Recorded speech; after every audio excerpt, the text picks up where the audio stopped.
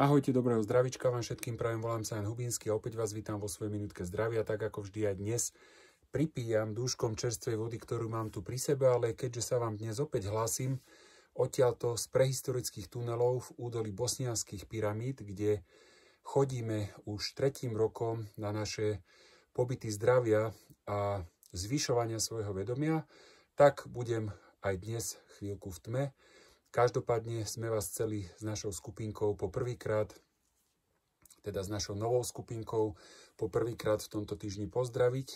Máme sa vynikajúco a v podstate sem chodíme z toho dôvodu, aby sme si spomenuli, kto sme, aby sme si spomenuli na našu najvyššiu výbavu, ktorú sme do svojich životov dostali. Tou výbavou je vedomie, pretože vďaka nášmu vedomiu sa nám deje všetka naša realita, ktorú máme. Takže naše myšlienky, ktoré si vytvoríme, nám v danom momente, keď si ich vytvoríme, prinesú určitý pocit, určitú emóciu, pretože už pri tej myšlienke vieme, aký do nej vkladáme zámer. Či dobrý, či poctivý, či zlý, alebo neprajný. A zároveň cez tieto emócie rozpoznávame, či tvoríme pre dobro seba, či tvoríme pre dobro niekoho iného, alebo naopak, či tvoríme tak, že niekomu škodíme. Na základe toho sa v našom tele okamžite tvoria chemické látky, ktoré nakoniec vytvárajú náš stav. Aby som povedal, akým spôsobom je to prepojené so zdravím, lebo to je to, čo sa ma ľudia najčastejšie pýtajú, tak napríklad v našej myšlienke máme pocit, že sme veľmi vystresovaní a chceme si dať napríklad ďalší kus čokolády alebo veľký kus torty. Pretože si nahovárame, že tým potlačíme alebo uvoľníme naše napätie. V tejto myšlienke my už vieme vnútorne, že to nie je správne, vieme, že to nie je zdravé a automaticky, že naše telo cíti, čo naše vedomie vníma, to znamená, že to nie je pre nás zdravé a že by sme to nemali jesť, aj keď tomu neodoláme, tak naše telo okamžite produkuje chemické látky, ktoré sa nazývajú stresovým hormónom. To znamená, že to telo sa v tom momente začína brániť tomu, čo naša myseľ vysiela ako nebezpečenstvo. A napriek tomu, že ten náš chtíč, to naše neskrotné zvieratko, ktoré sme naučili závislosti na čokoláde, na zákuskoch, na cukre, na čomkoľvek, môžu to byť cigarety, môže to byť alkohol, môžu to byť hazardné hry, na čomkoľvek.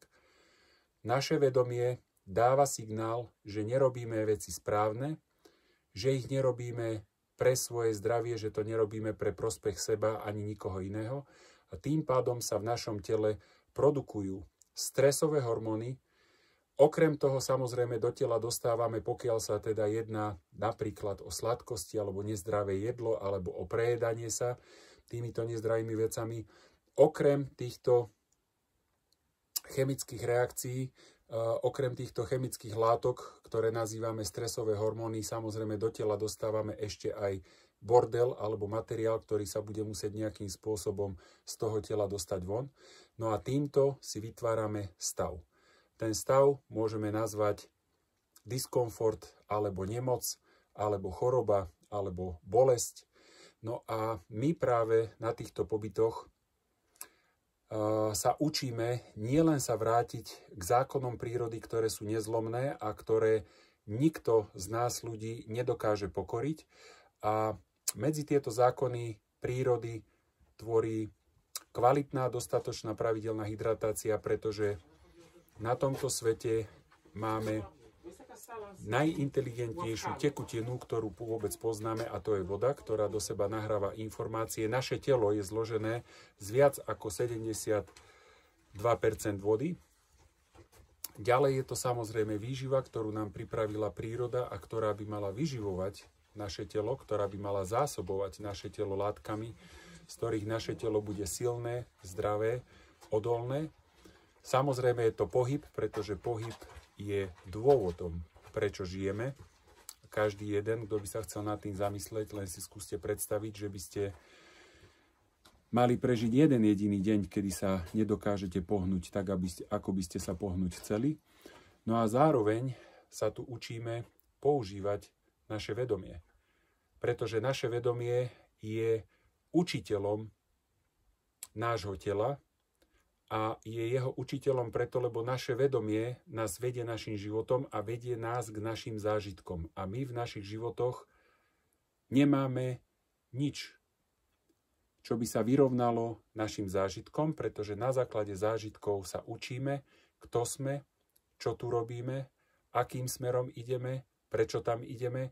A samozrejme, že by to nemalo byť za cenu sebadeštrukčného stavu, nemalo by to byť za tú cenu, že sa dostaneme do mozgových príhod, že sa dostaneme do srdcových príhod, že sa dostaneme k onkologickým stavom, že sa dostaneme k alergiám, že sa dostaneme k cukrovkám, že sa dostaneme do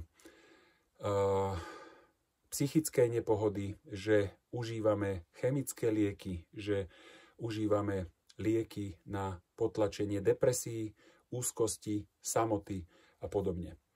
Takže tu na týchto pobytoch, tu aj v týchto prehistorických tuneloch, kde sa, či chceme alebo nechceme, energeticky stretávame so všetkými civilizáciami, ktoré tu boli za posledných 30 000 rokov, sa niečo s ľudským telom, s ľudským srdcom, ale aj s ľudským mozgom niečo deje.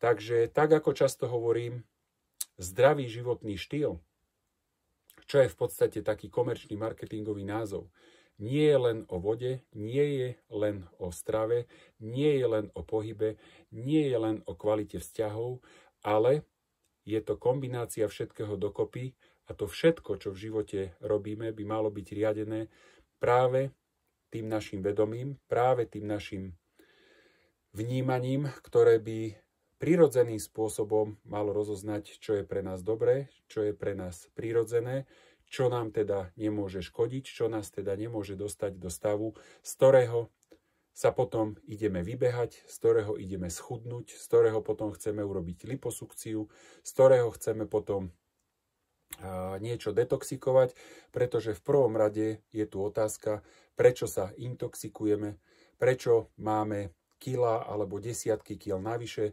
prečo máme tie depresie, prečo máme úzkosti, prečo máme stavy, v ktorých sa necítime šťastní. No a práve tu máme priestor, tým, že sme jednak dostatočne vzdialení od svojho bežného kolobehu života a dokážeme si vytvoriť vákum, dokážeme si vytvoriť priestor. Máme tu čisté liečivé energie, máme tu vodu, ktorá je veľmi vysokej kvality, tá voda je energeticky živá a máme naozaj dostatok priestoru a času pracovať aj s tým svojím vedomím. Je to priestor, kedy sa človek môže dostať vyššie na úrovni svojho vedomia. A nezáleží na tom, či sa to týka výživy, či sa to týka pohybu, či sa to týka vzťahov, či sa to týka pochopenia vlastnej existencie, či sa to týka toho, či človek vôbec vníma, čo sa deje postupom času v jeho živote. Takže ešte raz vás odtiaľto pozdravujeme. Každý, kto cíti, že mu odtiaľto možno aj z týchto mojich príspevkov ide nejaký odkaz, určite si nájdete cestu. Tí, ktorí budete chcieť, môžete mi napísať na môj e-mail zdravie@janhubinsky.sk. Máme fantastickú knihu o týchto tuneloch, ale nielen teda v knihe nájdete informácie, tí, čo viete po anglicky, môžete si pozrieť videa od pána doktora Osmanagiča, ktorý tieto pyramídy a tieto tunely plné liečivej energie objavil ešte v roku 2005. No a samozrejme, pokiaľ nie ste už spokojní a naplnení tým, čo momentálne v živote zažívate a cítite, že treba nové zážitky, iné zážitky, že sa potrebujete pohnúť, určite to neodkladajte, pretože čas a energiu tu v tomto 3D fyzickom materiálnom svete máme určite všetci obmedzenú. S tým sa dnes s vami rozlúčim, pozdravujem vás a teším sa na ďalšie stretnutie, či už takto na diaľku, alebo naživo. Ahojte.